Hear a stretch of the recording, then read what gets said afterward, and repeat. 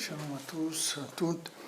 On est arrivé donc dans la Torah Lamed Zayin, on est en train de reprendre la Torah Lamed Zayin par rapport à tout ce qu'on a étudié pour essayer de remettre un petit peu toutes ces idées dans les textes, le texte même du Rebbe. On est arrivé au passage Gimel.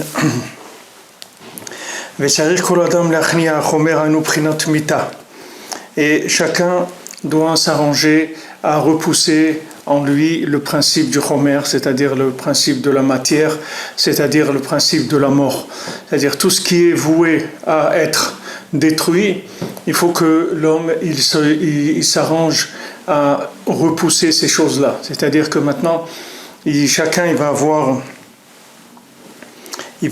dans sa vie des choses qui vont venir pour essayer de le détourner de tout ce qui est éternel.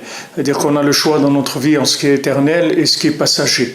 Donc on va avoir tendance à s'attacher au passager, puisque ce qui est le plus évident, c'est la matière, et le spirituel, c'est beaucoup moins évident. Donc chacun il va avoir tendance à être attiré par la matière en priorité. Donc Rabbeinu dit ici, chacun il doit repousser la matière, c'est-à-dire le principe de la mort, prinat sikhlut chez la gouf, chez l'arba yesodot, la folie du corps qui a été fait avec les 4 éléments. Comme c'est écrit dans le Zohar de Bereshit, Vaikach Elokim et Adam. Hachem il a pris l'homme, Me'an Netale, d'où il a pris. Mais Arba Yesodin Dele, de ces 4 Yesodot, c'est-à-dire des 4 éléments. C'est-à-dire qu'il l'a séparé des désirs qui viennent de ces 4 éléments.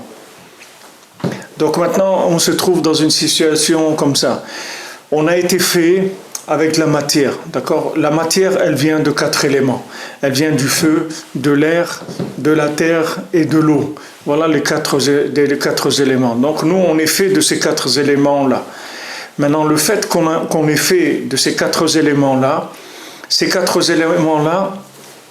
ils ont 2 possibilités. Soit ces 4 éléments-là, ils deviennent des catalyseurs, des récipients pour aller vers les mondes spirituels, c'est-à-dire pour permettre à l'âme d'explorer le monde matériel et d'y trouver dedans de la spiritualité.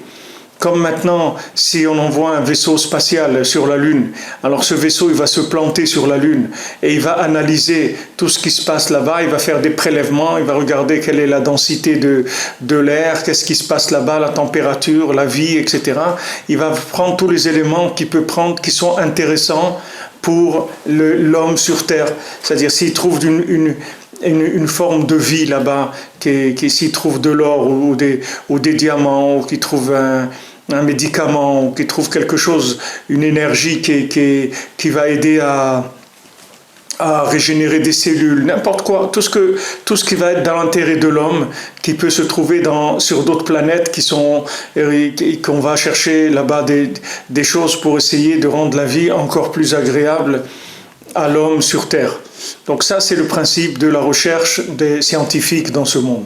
Maintenant, notre recherche, c'est juste le contraire de ça. C'est le contraire, c'est juste l'opposé de ça. C'est-à-dire que nous, on va utiliser le vaisseau spatial dans lequel on est, qui est notre corps. Voilà, c'est-à-dire on vit dans un vaisseau spatial qui s'appelle le corps. C'est notre vaisseau spatial, ou notre vaisseau terrien, si vous voulez, pour ne pas dire qu'il est spatial, disons qu'il est terrien. Notre vaisseau terrien, c'est notre corps. Notre corps, il doit nous aider à trouver sur Terre des éléments qui vont enrichir notre âme. D'accord ? Notre corps, c'est un vaisseau dans lequel notre âme réside. Donc notre âme, elle a été catapultée dans ce monde et elle est là pour nous permettre de trouver des éléments spirituels, c'est-à-dire la présence d'Hachem dans ce monde. Donc le corps, lui, c'est le vaisseau dans lequel on vit, dans lequel l'âme va vivre. Et cette âme-là, elle ne peut rien faire. Comme l'astronaute, quand il est dans son vaisseau spatial posé sur la Lune, il ne peut rien faire. Parce que si maintenant il sort de là-bas, il va mourir tout de suite parce que il peut pas respirer, il peut pas marcher, il peut rien faire. Il n'est pas dans son élément. C'est pas son élément, la lune. Quand il se pose sur la lune, il peut pas sortir du vaisseau. La même chose, l'âme, quand elle vient sur terre, elle ne peut pas sortir du corps. Parce que si elle sort du corps, elle remonte tout de suite en haut et le corps, il meurt. Donc l'âme, elle reste dans le corps de façon très passive. Et elle attend que le corps l'aide à aller dans les endroits où elle doit aller pour se connecter à des éléments qui l'amènent sur la terre d'Israël, dans une synagogue, dans un endroit pour acheter des choses pour Shabbat, de tout ce que le corps il va faire pour que l'âme puisse réaliser son travail sur terre. Donc ça, c'est le but de notre venue sur terre. Maintenant, les 4 éléments qu'on a, le fait que maintenant ces 4 éléments, de quoi on est fait, qui sont le feu, la terre, l'eau et l'air, ces 4 éléments-là, ils ont une tendance à aller vers leur nature. C'est-à-dire, leur nature, c'est quoi? C'est le côté matériel de ces éléments-là. C'est-à-dire, la terre, elle a un côté matériel. Le côté matériel de la terre s'attire vers tout ce qui est terre, c'est-à-dire tout ce qui est silence, tout ce qui est tristesse, tout ce qui est être affligé, être triste, se plaindre. Tout ça, ça vient de l'élément de la terre. Ça, c'est le côté de la terre vu par le terrien, si vous voulez, par celui qui est le résident de la terre, par le corps. Maintenant, chaque élément, il est comme ça. Le feu, il va avoir il va avoir ses inconvénients. L'air, il va avoir ses inconvénients. L'eau, elle va avoir ses inconvénients. Chaque élément, il a son avantage et son inconvénient. C'est-à-dire, dans chaque élément, soit maintenant, la terre, elle va servir à faire pousser mamache du minéral, elle va faire sortir du minéral, elle va sortir le végétal, et la vie va commencer. Soit maintenant le minéral, soit le minéral, il va manger mamache l'homme. C'est-à-dire que quelqu'un, il peut avoir un champ, il ne cultive pas, il ne plante pas dedans, mais il ne peut pas imaginer que de ce champ-là, il va pousser des salades ou des fruits ou des choses comme ça. Parce que ce champ comme il est, il n'imagine pas qu'il va pousser ça. L'homme, c'est la même chose. L'homme, il est triste, il est là, dans sa petite tête d'esprit. Il n'ose pas aller de l'avant, il n'ose pas s'aventurer, il n'ose pas chercher, il n'a pas d'audace, il va pas de l'avant. Maintenant, toutes ces choses-là qui le maintiennent par terre, ça vient du côté négatif de l'élément. L'élément, il a un côté négatif qui est le corps de la chose. Et l'élément, il a quelque chose de positif, c'est qu'il est capable de donner à l'âme ce que l'âme, elle ne peut pas faire. La même chose que l'exemple que je vous donne, l'astronaute, quand il est posé sur la Lune avec son vaisseau, lui comme il est, il ne peut pas avoir accès à la Lune. Il ne peut pas sortir et prendre un morceau de la Lune ou s'il pousse quelque chose là-bas ou autre. Il ne peut pas faire ça parce que lui, il ne peut pas vivre là-bas. Mais par contre, ce vaisseau-là, il peut l'aider à faire tout ce que lui, il ne peut pas faire. Le vaisseau, il va l'aider à faire. Donc ce vaisseau, il doit pas servir l'astronaute. L'astronaute, c'est l'âme et le vaisseau, c'est le corps. Donc le corps, il doit servir l'âme. Le corps, il doit être là il doit dire à l'âme, oui, qu'est-ce que tu veux? Je t'accompagne là où tu veux, je t'emmène, dis-moi ce que tu voudrais faire, dis-moi quel est ton plan aujourd'hui, dis-moi ce que tu aimerais faire dans la vie, et voilà, je vais t'accompagner. Mais le problème, c'est que comme il y a une morsure du serpent dans le corps, alors le corps, il a tendance à tirer vers la mort, c'est-à-dire vers tout ce qui est éphémère. Le corps, il va attirer, si on laisse aller le corps, il va aller vers l'éphémère. Il va aller avec tout ce qui est consommation, tout ce qui est beauté, toutes les choses qui sont de la matière. Il va aller vers ça. Donc il a besoin qu'on le sorte de tout ça. Comme Rabbi nous rapporte ici, que Hachem, il a pris l'homme des Arba Yesodot. C'est-à-dire, Hachem, il a créé l'homme, mais il l'a sorti du mal qu'il y a dans les 4 éléments. Maintenant, si vous voulez voir ça, peut-être qu'on le fera après. Peut-être qu'on le fera après, quand on finira la Torah, peut-être qu'on fera ce passage de Rabbi Chaim Vital dans le Sharak Dusha, où là-bas il explique bien ce principe des 4 éléments et de la morsure du serpent dans les 4 éléments. Donc le fait que le serpent, il s'en est pris à ces 4 éléments, ça fait que il les a détournés, d'accord? C'est-à-dire que maintenant, le vaisseau qui est le corps, normalement, il doit atterrir sur la terre pour porter l'âme. C'est l'âme qui est en mission sur la terre, c'est par le corps. Le corps, il est juste là pour accompagner l'âme dans sa mission. Mais maintenant, le corps, comme il a reçu la morsure du serpent, il a commencé à chercher son intérêt personnel. Et tout ça, ça vient du fait que le serpent, il a dit à l'homme, regarde, quand maintenant tu vas manger de l'arbre de la connaissance du bien et du mal, alors toi-même tu vas devenir un Dieu. Parce que sache que Dieu, il est ce qu'il est parce qu'il a mangé lui aussi de ce fruit-là. C'est-à-dire il lui a fait miroiter la vie à travers la connaissance. C'est ça que le serpent, c'est ça le principal de la morsure du serpent. C'est de croire que quand je sais des choses, alors j'existe à travers ce que je sais. Et ça, c'est complètement faux, parce que ce que je sais, ça n'a pas de vie. La seule chose qui est un savoir de vie, c'est ce qu'on est en train d'étudier. C'est la Torah du Tzaddik, ça c'est un savoir de vie. Même la Torah Stam, la Torah comme Moshe Rabbeinu il a enseigné, si vous n'avez pas une Torah orale, elle ne peut pas vous donner la vie. Parce que la Torah elle-même, la Torah écrite, elle ne donne pas la vie. Ce qui donne la vie, c'est la Torah orale. Pourquoi la Torah orale? Parce que la Torah orale, c'est ce qui va mettre en contact la personne avec la réalité. C'est ça ce qui s'appelle oral.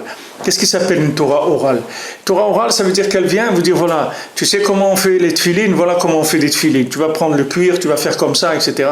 Ce sont des conseils pratiques qui vont permettre à la personne de réaliser l'esprit de la Torah. C'est-à-dire de pouvoir mettre en place ce qui va se permettre à la personne de vivre en accord avec Hachem. Ça s'appelle la Torah orale.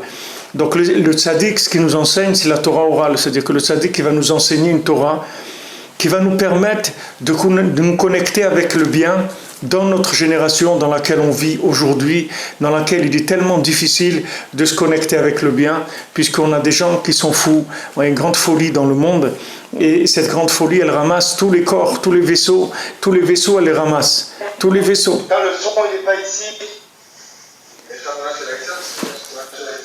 D'ailleurs, c'est intéressant de voir que le mot vaisseau, c'est le même mot que les vaisseaux sanguins dont on va parler, les vridim, que Rabbeinu il parle, qui va parler que les vaisseaux, les maasé, les vaisseaux qu'on a dans le corps, qui font circuler le sang, ces vaisseaux-là, il faut les purifier, parce que sinon, ils nous embarquent dans des aventures qui sont les aventures de la matière et les aventures de la consommation de ce monde. Donc on se trouve ici, déjà c'est intéressant d'avoir un plan de route, de savoir ce qu'on fait ici. Donc on est là, avec un vaisseau qui s'appelle notre corps. Dans ce vaisseau, il y a un astronaute. Cet astronaute-là, il s'appelle la Neshama. Maintenant, cet astronaute, il est venu en mission ici. Donc, il a été payé, il a été entraîné, il a été envoyé par Hachem dans ce monde. Maintenant, Hachem lui dit, voilà, tu vas aller là-bas, tu vas me ramener de là-bas des éléments spirituels qui se trouvent dans la matière. Alors, l'astronaute, il arrive ici. Maintenant, le vaisseau, il commence à faire la fête. Il voit ici que c'est un monde où on peut s'amuser. Alors le vaisseau, il a envie de faire la fête. Il a envie de commencer à s'amuser. Et il peut nous embarquer dans une faillite totale. C'est-à-dire qu'il peut nous embarquer dans une aventure où il va, chas v'shalom, nous entraîner la destruction totale, c'est-à-dire la mort. Comme dit ici Rabbeinu, l'homme, il doit repousser la matière qui est la mort. C'est-à-dire que maintenant, c'est quelque chose qui est là, qui est tout le temps présent. C'est-à-dire on veut nous tirer vers la mort, vers la destruction. C'est pas la mort spécialement la mort physique, puisque la mort physique, de toute façon, on peut pas l'éviter. Donc on y va, qu'on veuille ou non, qu'on soit un tzaddik ou qu'on soit un rachat ou n'importe qui, on va tous vers la mort. C'est pas ça, c'est pas cette mort-là. C'est la mort qu'on dit le mort vivant. Comme les Khamim disent que les Rechaïm, que les mécréants, de leur vivant, ils s'appellent morts. Parce que tous les choix qu'ils font, c'est des choix de mort. C'est pas des choix de vivant. Chaque fois que quelqu'un choisit de la consommation, il a choisi de la consommation, c'est-à-dire des choses qui vont se consumer, des choses qui n'existent pas. des choses qui n'existent pas. C'est ça qui va prendre. Tous les plaisirs qu'on prend de ce monde, c'est des plaisirs qui n'existent pas.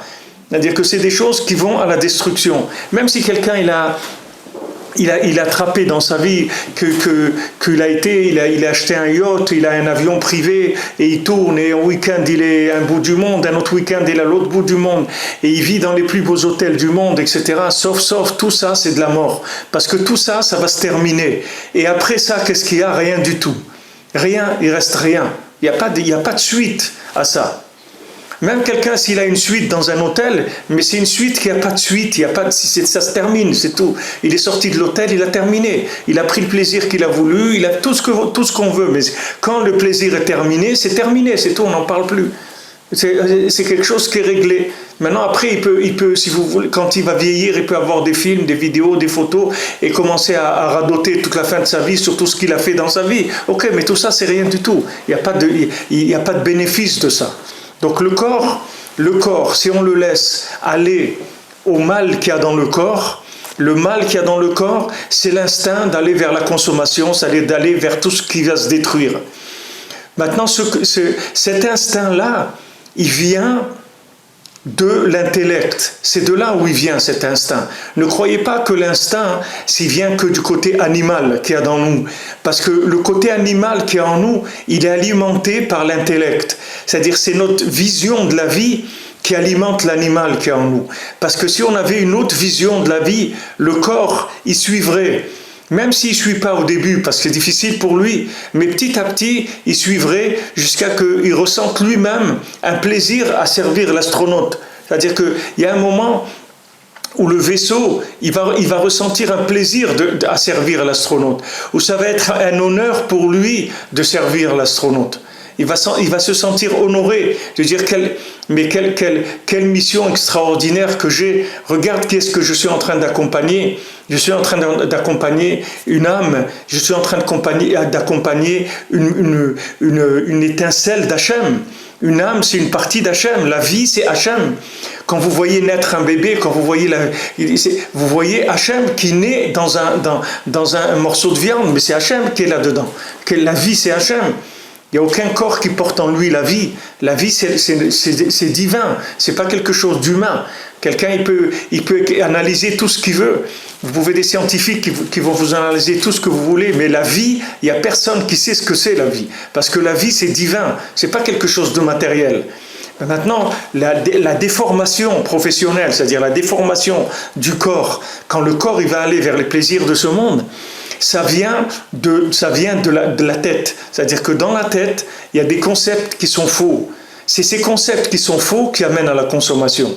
Mais si maintenant vous corrigez les concepts, vous allez voir que le corps, il va petit à petit, il va sortir.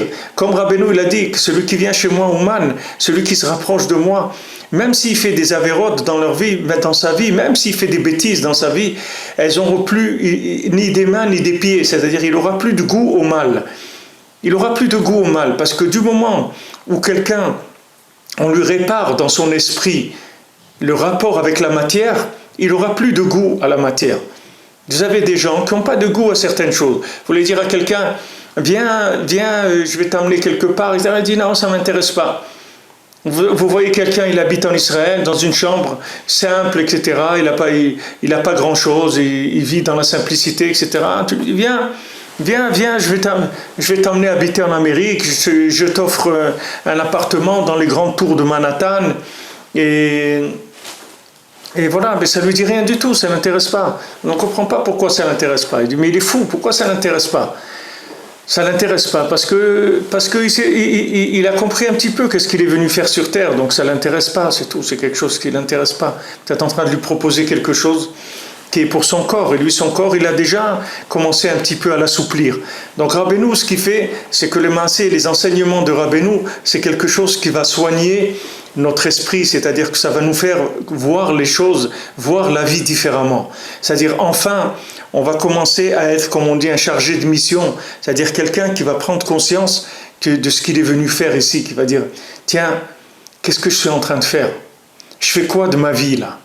Je suis en train de faire quoi? Je suis en train de faire quoi? voyez, quelqu'un, il se lève à 6 heures du matin, il s'habille, il se prépare, tac, tac, il va travailler, ok. Il a ouvert son magasin, il a truc, ok.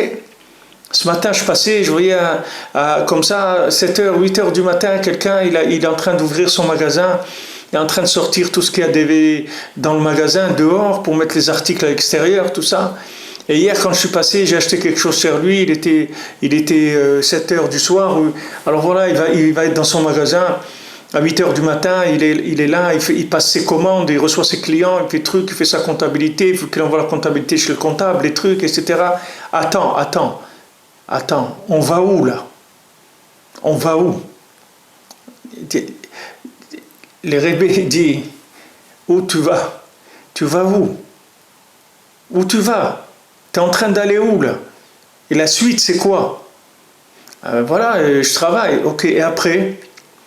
Ben voilà, je vais travailler.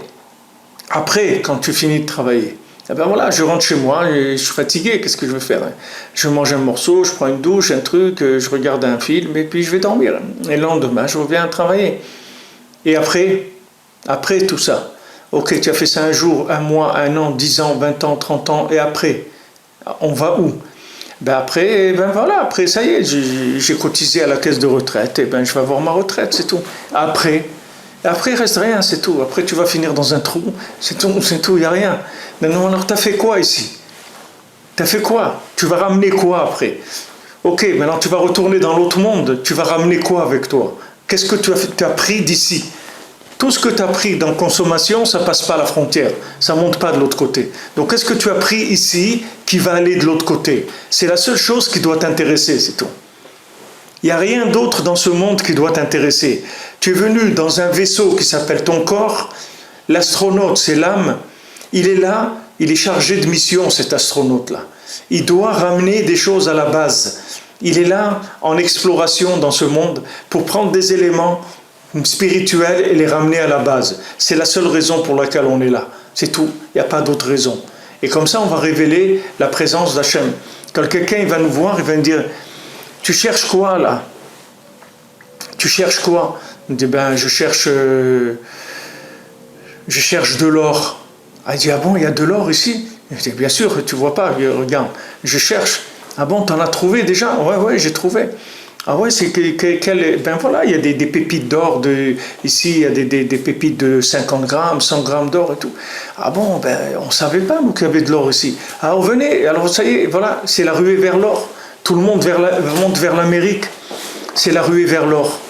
Tout le monde y va, parce qu'ils ont trouvé une mine d'or, ça y est, il y a de l'or. La spiritualité c'est pareil. Quand quelqu'un il cherche, on lui dit « Mais qu'est-ce que tu cherches là ?» « Ben je cherche Hachem. » « Ah bon, il y a Hachem dans le monde? » « Bien sûr qu'il y a Hachem. »« Tu as trouvé déjà? » « Bien sûr, j'ai trouvé. »« Ah oui, fais voir qu'est-ce qu'il y a trouvé. » « Voilà, regarde ce que j'ai trouvé, ça et ça et ça. »« Bon, Hachem, j'ai trouvé beaucoup de choses. »« Ah, mais c'est extraordinaire, alors moi aussi je veux chercher ça. » Ben justement, ça m'intéresse parce que, je dis franchement, je me demandais, et surtout ces derniers temps-là, je me demandais qu'est-ce que je fais ici vraiment, parce que je me sens un petit peu décalé par rapport à mon entourage. Je me sens un petit peu désabusé, je sais pas, il y a quelque chose qui va pas. Avant, qu'est-ce qui va pas? Je sais pas, il y a quelque chose, j'accroche plus quoi. Mais à quoi tu accroches plus? Je sais pas, ben tout ce qu'on propose quoi, les soirées, les trucs, les sorties, les vacances, le sport, tout ça, je sais pas, j'accroche plus, il y a quelque chose. Alors maintenant, quand on voit quelqu'un comme ça, dans ce monde, ben on s'inquiète pour lui, on l'amène chez un psychologue, on lui dit attendez, il a un problème, il veut plus consommer et tout, il a vraiment un problème. Ah, mais lui, il n'a pas de problème. Lui, il commence à réaliser qu'il y a un problème, ça oui. Mais les autres, ils ne veulent pas réaliser qu'il y a un problème. Donc ces gens-là, ils vont les étouffer tout de suite. Ils vont les amener chez le psychologue qui va leur remettre une dose de folie dans la tête de manière à ce qu'ils continuent à consommer. Vous verrez que les émissions de télévision, elles ne sont pas sur des gens qui remettent leur vie en question. Les émissions de télévision, elles sont faites sur des super consommateurs qui sont très très convaincus de la nécessité de consommer. C'est ça le but de la télévision, d'encourager un maximum à la consommation, à outrance, et surtout qu'il n'y ait personne qui pense à autre chose. Comme il disait Paro, il dit que Paro leur disait, mais faites attention, hein, il faut pas qu'ils réfléchissent, il faut les laisser dans l'esclavage. Alors quand ils ont dit, on veut faire Avodat Hashem, il dit quoi, Avodat Hashem? Mais si vous pensez à des choses comme ça veut dire que vous ne travaillez pas assez. Alors il faut leur ajouter du travail. Rajoutez-leur du travail parce qu'ils ont trop de liberté, ces gens-là. C'est cette liberté-là. Regardez, ils sont en train de penser à des choses d'un autre monde, etc. Mais il faut les faire arrêter tout de suite. Ces gens-là, ils sont dangereux. On n'est pas là pour ça. On est là pour consommer. Il ne faut pas du tout qu'ils sachent qu'ils sont là pour autre chose que le travail. Donc c'est pour ça que Paro il voulait jeter tous les premiers-nés dans le fleuve. Parce que le Zachar, c'est la chose Zikaron, c'est-à-dire c'est celui qui se souvient qu'il y a un autre monde. C'est celui qui se souvient qu'un jour, il est rentré dans le vaisseau spatial. Il y a celui qui est né dans le vaisseau spatial, alors il croit que c'est ça la vie, et celui qui se rappelle du jour où il est rentré dans le vaisseau spatial.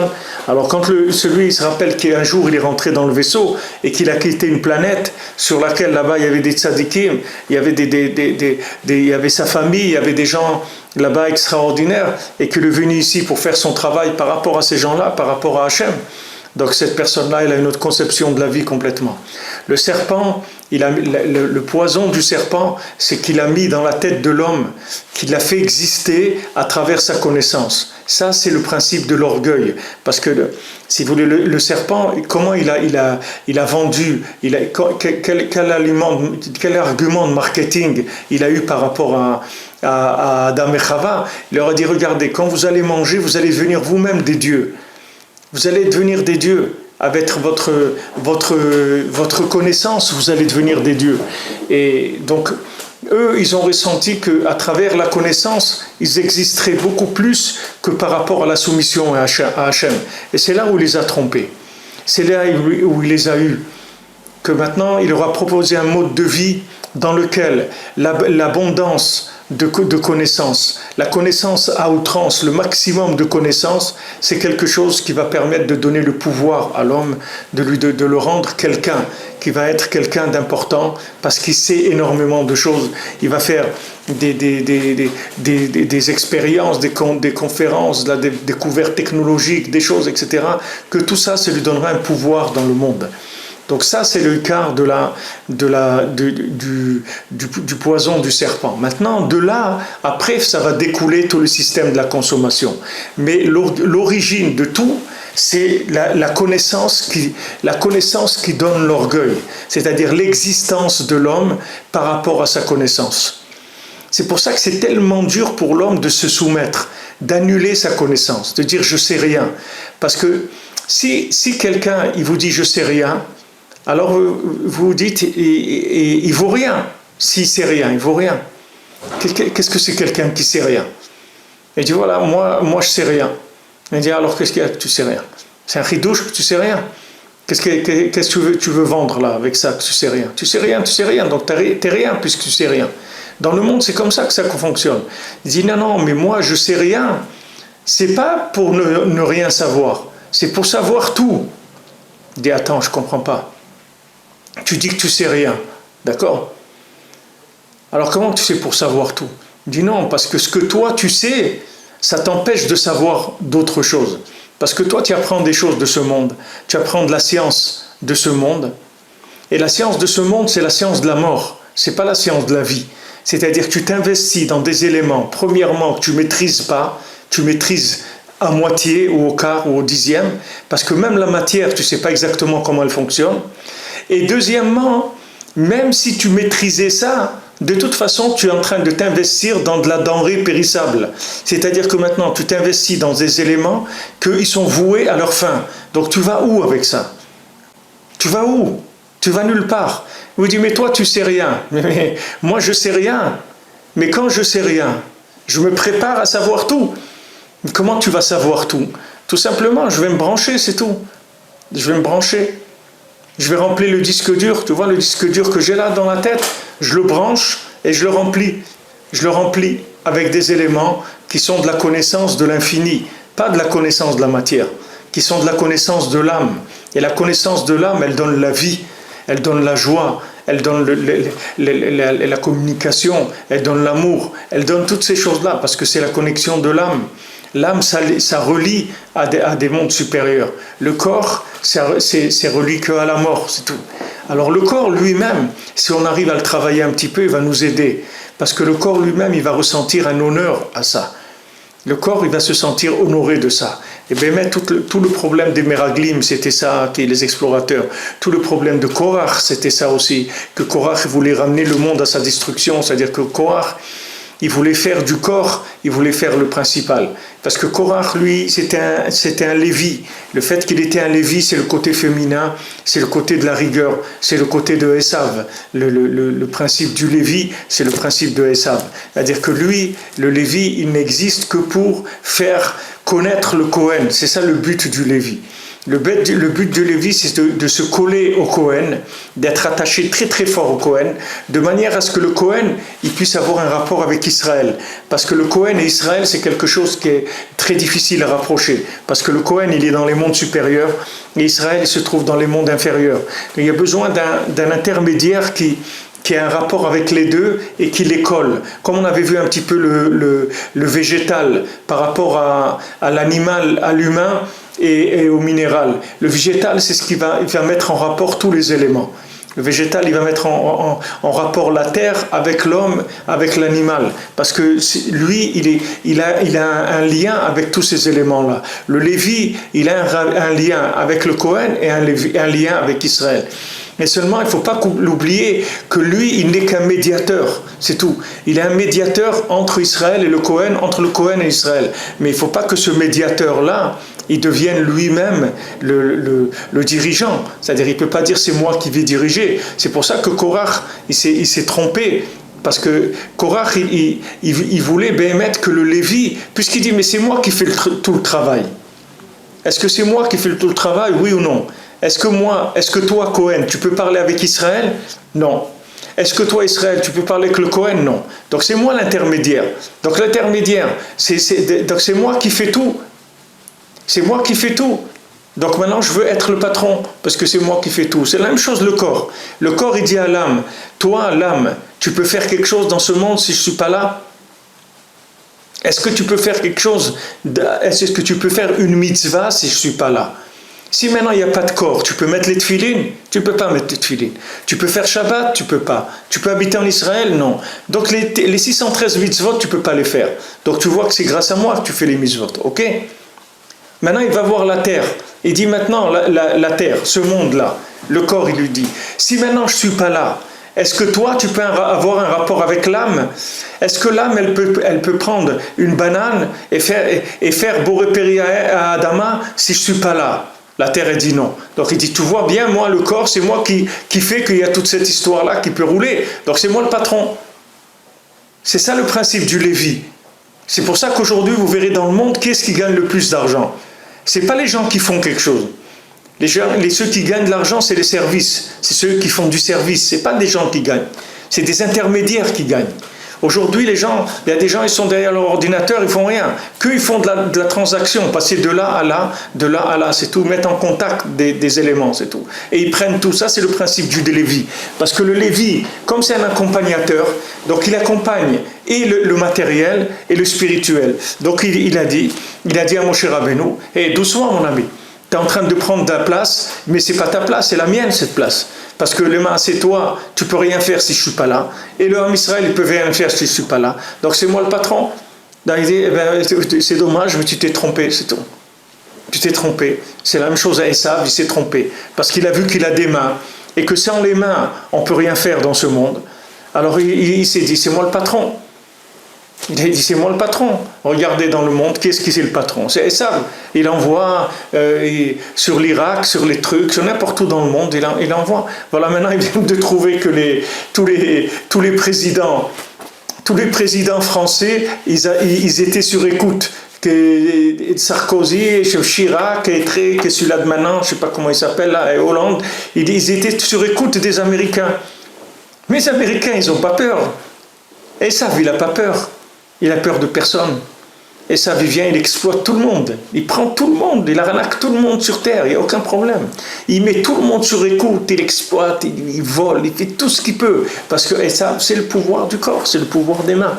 Et lui, il a peur de personne, je peux vous dire.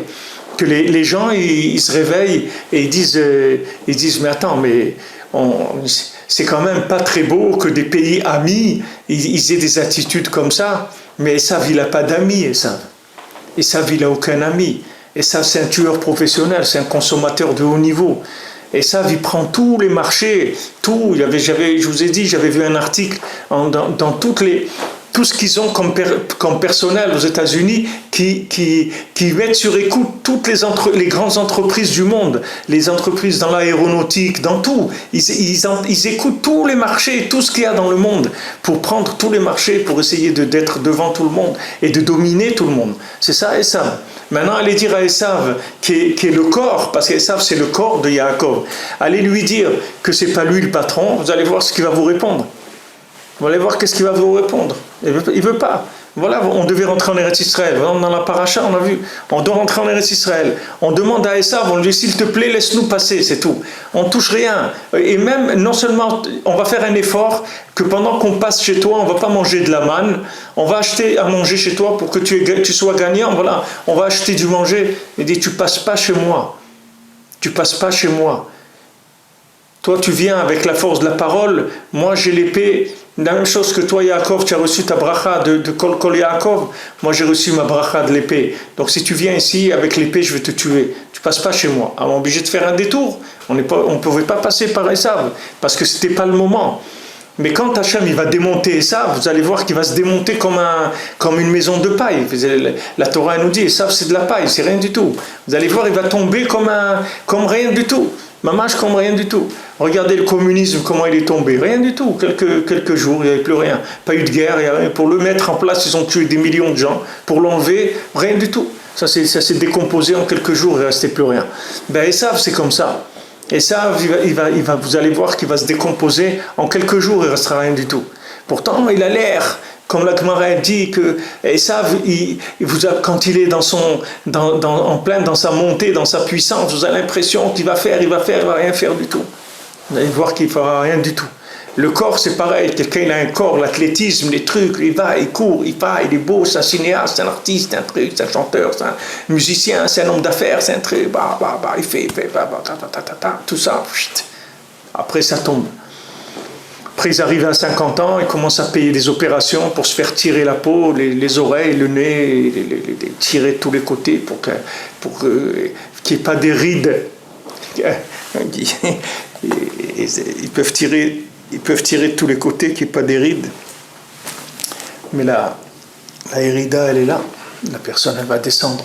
Il n'y a personne qui va, même s'il fait des opérations pour rester jeune, que son visage soit tiré de tous les côtés. De toute façon, il va descendre dans le trou. Il n'y a personne qui empêchera ça. Mais alors, bon, Hachem, comment il faut remercier Akadosh Baruch Hu que quelqu'un l'ait réalisé un petit peu. Vous voyez, même si on a un corps qui est dur, même on a un corps qui est audacieux encore, qui veut pas suivre, mais Baruch Hashem, qu'on sait où ça se trouve, ça c'est un cadeau extraordinaire. Quand je sais qu'il y a une sortie, je connais la porte de sortie. Maintenant, il y a un moment où je vais sortir, c'est tout. C'est une question de temps, c'est tout.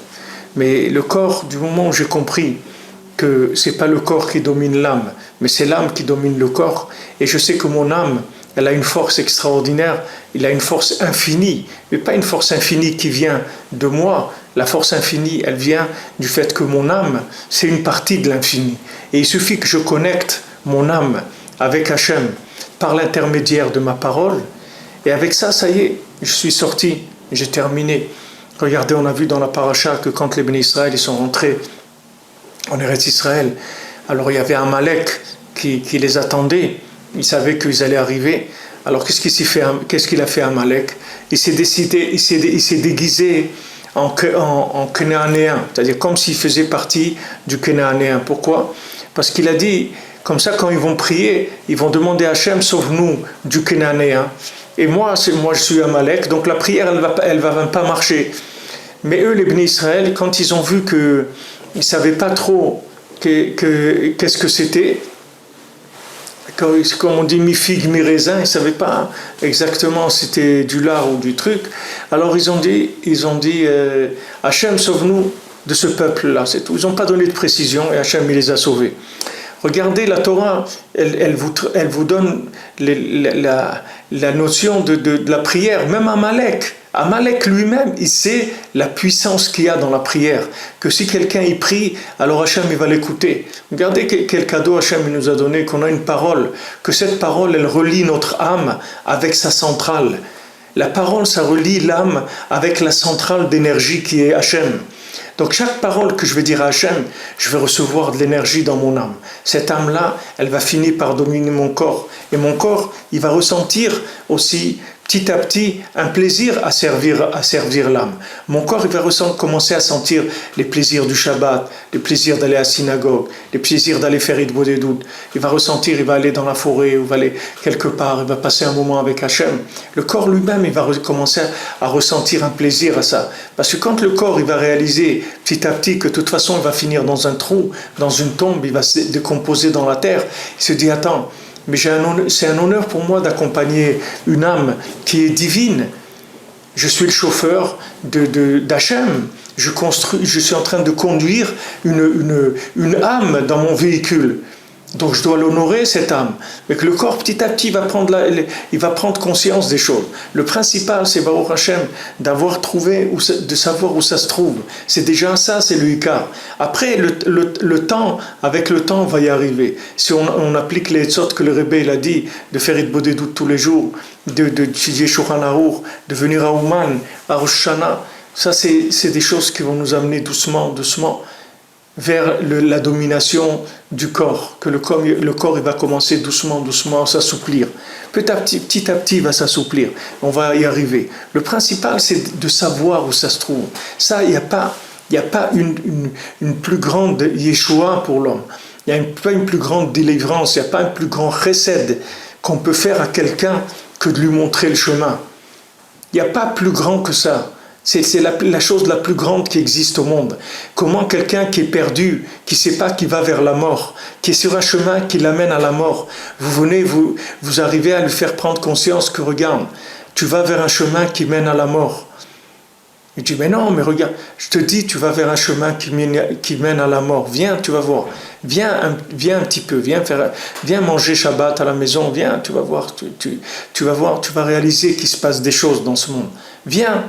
Et puis quand la personne elle découvre après, elle est mamache, elle sait plus comment remercier. Quand quelqu'un elle a découvert la vie, quand une personne elle a découvert ce que c'est la vie, comment elle va remercier sur ça? Qui est-ce qui peut dire assez merci que Hachem il s'est montré à lui, que le tzaddik il est venu le chercher là où il est venu le chercher. Chacun il sait très bien où le Rebbe il est venu le chercher. Comme il dit Rabbeinu, il dit tu sais très bien où je suis venu te chercher. Toi tu sais où je suis venu te chercher. Les autres, ils ne savent pas. Mais toi, tu sais exactement d'où je t'ai sorti. D'où je t'ai sorti, tu le sais. Comment on doit remercier Akadosh Baruch Hu, faire des hodaot. Comment on doit remercier Hachem, qu'il a envoyé dans le monde un tzaddik comme ça, que ce tzaddik-là, il est venu nous chercher dans des endroits où il n'y a personne qui va chercher là-bas. Il n'y a personne. Personne ne va dans les endroits d'où on est sorti, il n'y a personne qui sort de là-bas.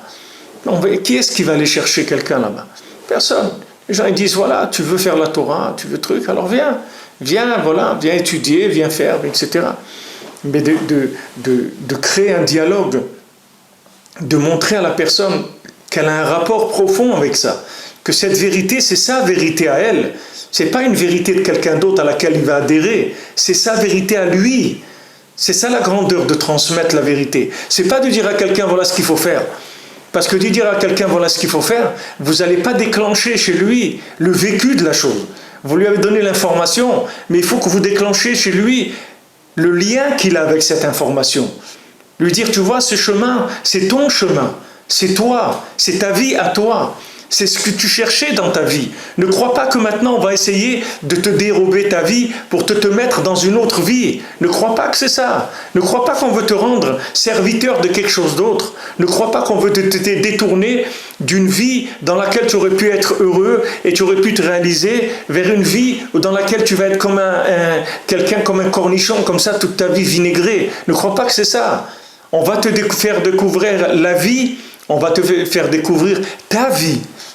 Ta vie à toi, celle que tu as toujours cherchée, c'est ça qu'on va te faire découvrir.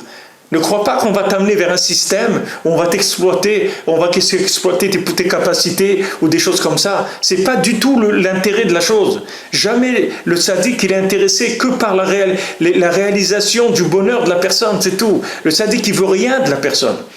Le tzaddik, il n'a pas besoin de nous, Bichlal. Le tzaddik, il a fait tout ce qu'il avait à faire, c'était qu'il est venu dans le monde que pour nous aider. Rabbi Nachman, il a dit, moi je ne suis pas venu dans le monde pour moi, je suis venu que pour vous aider, c'est tout. C'est-à-dire, il est venu nous aider. Comment il va nous aider? C'est qu'il va nous montrer le chemin de la vie. Mais ce n'est pas uniquement de venir de dire à quelqu'un il dit, show me the way, c'est montrez-moi le chemin. Non, pas show me the way, show me my way, your way, c'est le tien. C'est pas un chemin. C'est pas le chemin qu'on veut imposer, alors que la société entière, elle n'en a rien à faire de vous. La société, elle veut que vous amener au supermarché pour acheter le dernier iPhone ou pour remplir votre chariot et pour gagner de l'argent sur vous, c'est tout. C'est tout ce qu'elle veut. Ce monde-là, c'est tout ce qu'il veut. Tous les gens qu'il y a dans ce monde, il n'y en a aucun qui est intéressé par la réussite de qui que ce soit ici. La seule chose pourquoi il veut que vous réussissiez, c'est pour payer des impôts ou pour consommer plus, pour que lui puisse vendre et s'enrichir sur votre compte. C'est tout. C'est la seule chose qui peut l'intéresser. Mais quelqu'un qui va être intéressé par votre vie à vous, mamash, de vous connecter avec votre âme, que vous vous sentiez exister à travers votre âme, qui est-ce qui est intéressé par ça? Personne n'est intéressé par ça dans le monde. Personne n'est intéressé par ça. Il n'y a que le tzaddik qui vient et qui vous connecte gratuitement. Gratuitement, ça ne coûte rien du tout. Le tzaddik qui veut vous connecter avec vous-même gratuitement. Que vous vous sentez que c'est votre véritable nature, la chose la plus profonde qui est au fond de vous, votre véritable identité qu'on a essayé de vous arnaquer toute votre vie. Toute votre vie, on a essayé de vous dire, vous êtes ça, vous êtes un joueur. Ah, vous, quand vous êtes là, vous êtes un super joueur de handball, un super joueur de football, un super marchand, un super médecin, un super ingénieur, un super ci, tout ça, vous croyez qu'ils ont l'intérêt que vous soyez regardez ce que ça vaut un joueur de football. Il y a un idéal là-dedans, dans le sport, il y a quelque chose. Regardez ce qu'ils ont découvert, que tous les gens qui travaillent là-dedans, ils ont pris des pots de vin et des trucs, c'est des millions et des millions. Il n'y a rien, tout est pourri, il n'y a rien du tout. Il n'y a aucune vérité dans ces systèmes-là. Rien du tout. C'est la vérité de l'argent. Il y a une cruauté terrible. Il n'y a aucune vérité là-dedans. Il n'y a aucun chesed là-dedans. Le tzaddik, il veut que notre bien, c'est tout. Il veut rien du tout. Le tzaddik, il te dit, combien ça coûte rien. Ce que tu veux, c'est tout. Rentre, c'est tout. Sois heureux, c'est tout ce que ça coûte. Ce que ça coûte, c'est que tu dois être heureux. C'est ça ce que ça coûte. On veut t'amener au bonheur, c'est ça. Il dit, ah bon, il y a quelqu'un qui s'intéresse à moi. Bien sûr qu'il il s'intéresse qu'à toi même. C'est pas s'intéresse à toi aussi, mais il s'intéresse qu'à toi. Comme le Rebbe, il a dit, chez moi, il n'y a pas de groupe de chassidim. Chez moi, chacun, c'est un dossier seul. Je m'occupe de lui tout seul. Tout seul. Tout chacun, c'est en privé avec moi. C'est pas quelque chose de général. Il n'y a aucune généralité chez moi. Chaque individu, il est assez grand pour qu'on s'occupe de lui tout seul. Et il a son importance en tant qu'être tout seul.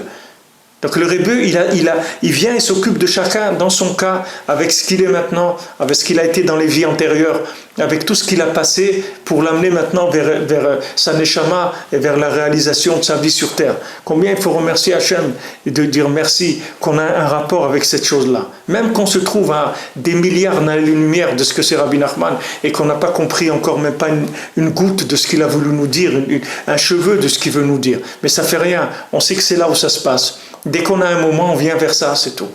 On vient vers ça parce qu'on sait que la mine d'or, elle est là, c'est tout.